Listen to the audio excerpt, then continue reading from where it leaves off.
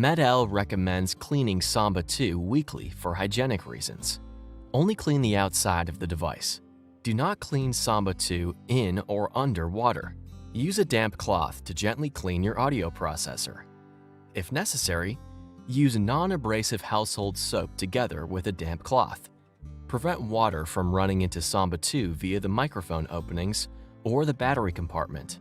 Do not use aggressive cleaning agents. When not in use, SAMBA2 should be kept in the case provided. To extend the battery life, you can remove the battery from SAMBA2 or simply open the battery compartment when not in use. Please store the SAMBA2 in a dry place and protect it from direct sunlight. If you live in a humid climate or perspire heavily, the audio processor should be placed in a drying kit instead of in the daily case when it is not worn.